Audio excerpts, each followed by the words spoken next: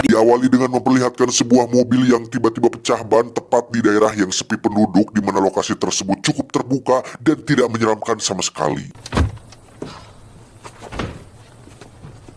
Para penumpang mobil ini pun berisikan 6 remaja yang sedang melakukan perjalanan jauh, di mana salah satu gadis yang bernama Jody ini bengetnya pun tak sengaja tidagor karena insiden tadi, tapi beruntung tidak mengalami luka yang serius. Penumpang di mobil ini pun terdiri dari 3 perempuan dan 3 laki-laki. Mereka pun menunggu mobil yang liwat untuk meminta bantuan dan tumpangan, namun nampaknya jalur ini jarang sekali dilewati oleh para pengendara, sehingga para lelaki terpaksa harus mengganti ban tersebut dengan ban serep. We're already halfway there.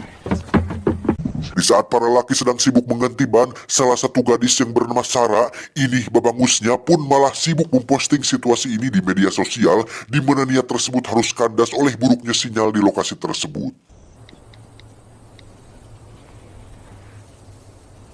Ini adalah Jeff, satu-satunya pria berbadan tinggi besar yang masih berusaha untuk mengganti bannya, di mana saat para cewek sedang iuhan di samping mobil dan satu lagi pergi ke semak-semak untuk papang raos, Jeff pun terus mengerjakan bannya tersebut di bawah terik panas sinar matahari.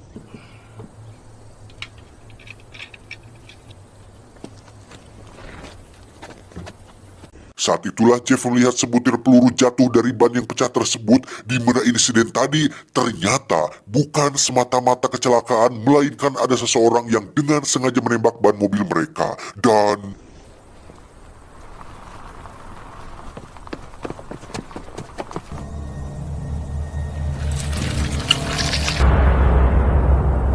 betapa terkejutnya Sarah melihat kondisi Jeff sudah dalam keadaan kepala pecah, disusul dengan Sarah sendiri yang mengejutkan semua orang ketika ada tembakan hampir saja membuat bola matanya keluar. Dan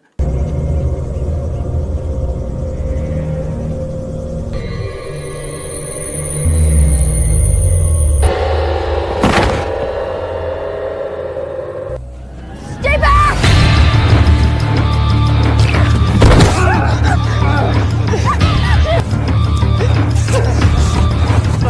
ya, ada seseorang yang menembaki mereka semua, entah dari mana asalnya. Tetapi ketika mereka semua akan bersembunyi, salah satu pria yang bernama Todd tidak pakai Ken pun tertembak di bagian bahu, tapi beruntung mereka semua berhasil selamat.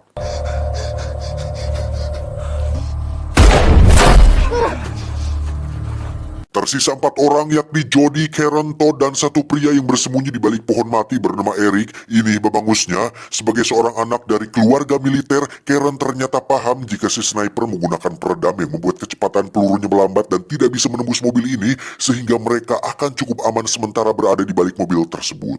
I grew up around guns. Eric yang ketakutan pun menyarankan mereka berempat untuk lari secara bersamaan, berharap konsentrasi si sniper menjadi terpecah.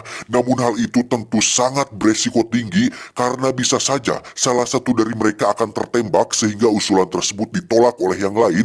Dan jikalaupun mereka bisa lari, lari kemana? Tempat ini begitu terbuka.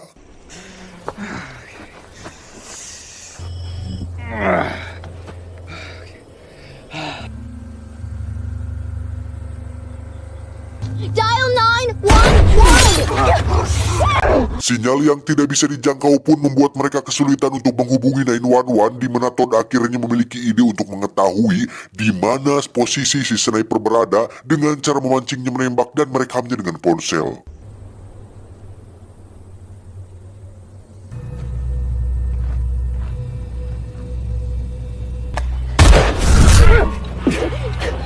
Hurry up in there!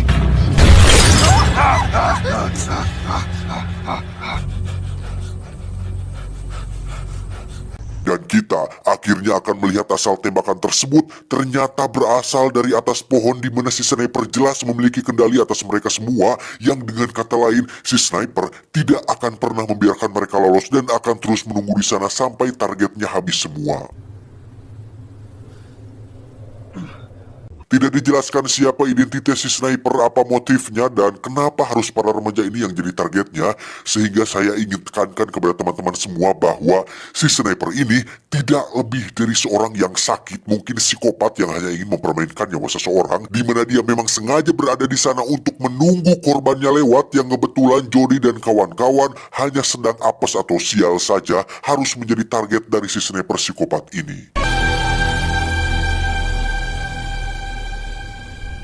Terus bertahan di sini ternyata bukan ide yang bagus, karena selain terik panas matahari yang semakin menyengat, mereka juga harus makan sesuatu untuk tetap berpikir waras dan tidak rese, sehingga Todd memiliki ide untuk mendapatkan sinyal, berharap di posisi lain sinyal akan muncul dengan cara menggerakkan mobilnya menggunakan kotak untuk mengganjal gas dan gigi mobil yang dinetralkan.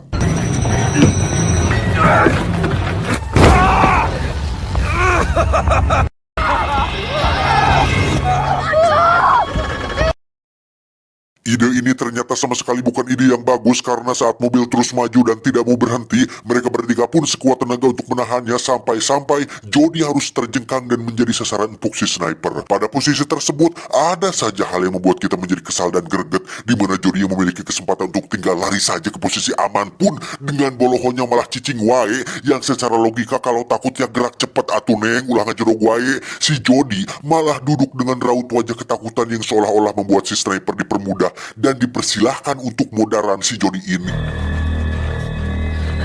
Saat itulah Karen mengetahui jika si sniper sedang mengisi peluru atau reload, di mana Karen segera teriak agar Jody langsung lari, yang hal itu juga dimanfaatkan oleh Eric untuk pindah posisi, yang dirinya harus tak sadarkan diri ketika dua peluru panas menghujam kedua kakinya.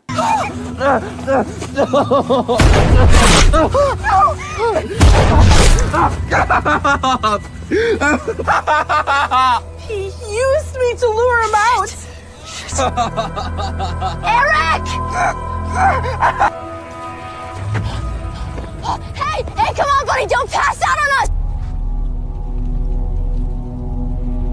Saat waktu zuhur sudah lewat, matahari jelas semakin menyengat yang membuat mereka semua kehausan, sehingga sebotol air Le Minerale sedikit bisa menyegarkan tenggorokan dan mengurangi resiko dehidrasi berkat air yang ada manis-manisnya gitu. Yang tanpa mereka semua ketahui, si sniper sedang cai menirau sembari barang lebok, dan yang hal itu jelas sebuah tindakan yang watado sekali melihat kondisi para korbannya yang sedang kelaparan dan kepanasan. Eric yang sudah siuman pun dilemparkan botol air supaya bisa sedikit pulih, di mana saat Eric akan minum, tiba-tiba ya, si koplok sniper ini pun menembak tangan Eric berikut botolnya, di mana hal ini jelas memperburuk kondisi Eric yang sudah kehilangan banyak darah, di mana pada saat yang bersamaan muncullah seekor serigala yang sudah pasti akan menyantapnya, sehingga Eric memilih untuk pasrah daripada pede hidup tapi menderita.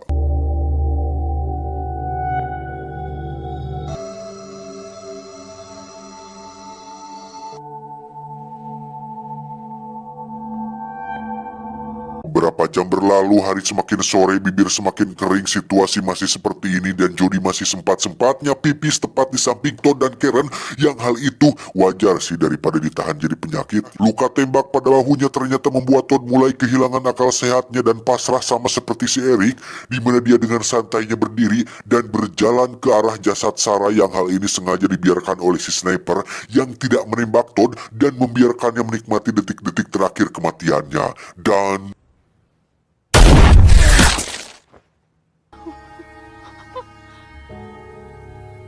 saat itulah muncul mobil lain yang merupakan sebuah keluarga yang sama-sama bernasib sial harus melewati jalur ini, di mana si sniper langsung menembak pengendara tersebut yang membuat mobilnya terguling dan melindas jasad-jasad mereka yang sudah tewas.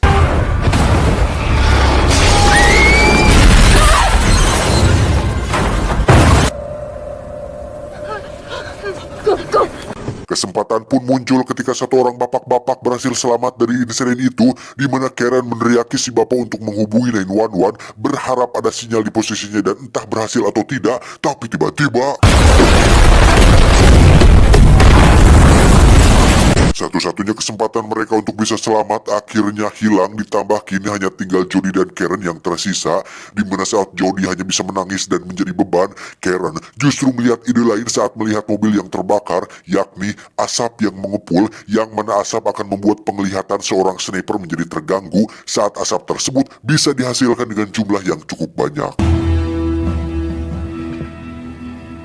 Alhasil dari sore sampai malam mereka berdua pun mencoba untuk mengumpulkan bahan-bahan yang bisa terbakar dan menimbulkan asap yang mengepul seperti karet ban, kulit jok mobil, dan beberapa material lain yang bisa menimbulkan asap dalam jumlah banyak.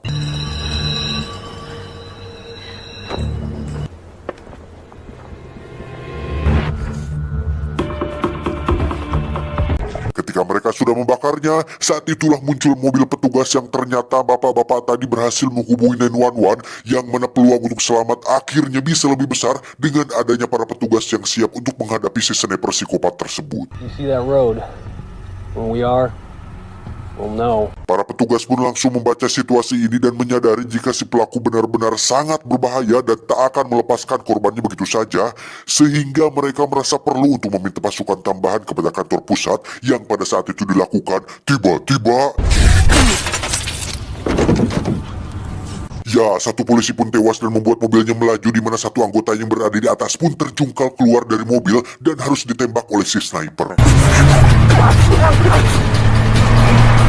Melihat si sniper sedang sibuk dengan para polisi, Karen pun mengajak Jody untuk secepatnya kabur dari sana, di mana Karen mencoba meyakinkan bahwa tidak ada waktu lagi untuk mikir karena sebentar lagi asap akan segera memudar. Namun apa respon si Jody? Dia malah diam saja dan nampak ketakutan, sehingga ketika asap semakin memudar, Jody pun menghitung dari 1 sampai 3 agar mereka berdua lari secara bersamaan, dan Jody dengan beleguknya malah diam saja, sehingga saat Karen menoleh dan memaksa si beban Jody untuk secepatnya lari, hal itu pun dilihat oleh si sniper yang membuat Karen harus tewas ditembak di kepalanya. Setelah menyaksikan momen si beban yang secara teknis telah membuang waktu yang membuat Karen tewas, kini saatnya si beban Jody langsung lari ke arah para polisi, di mana saat kedua polisi yang tersisa ini pun berusaha untuk melumpuhkan si sniper, tapi justru merekalah yang harus tewas terbunuh.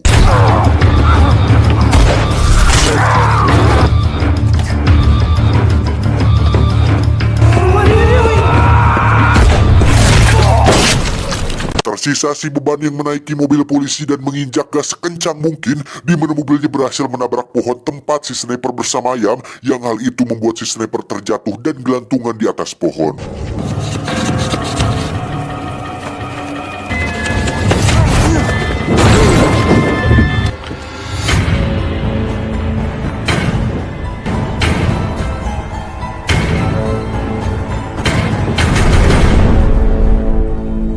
Dan inilah dia bebenguk si sniper yang sedari tadi mengheadshot semua orang seenak jidat, di mana si beban berhasil mengambil senapan milik si sniper dan menembaknya hingga membuat dia tersungkur.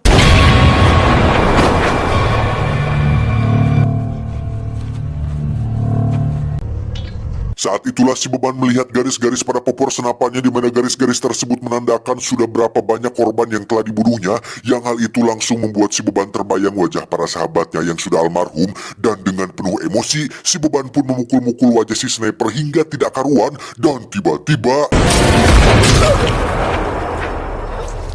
ya, si beban pun tertembak ketika senapannya tak sengaja terkokang dan menembak tepat ke arah tenggorokannya, di mana hal ini cukup memuaskan saya pribadi menyadari fakta bahwa si Jody beban ini harusnya sudah mati dari tadi, mengingat semua tindakan bodohnya telah menyusahkan dan mengakibatkan si Karen terbunuh. Mamam, alhasil tidak ada yang tersisa satu orang pun pada insiden ini terkecuali sang kameramen, sehingga tamat.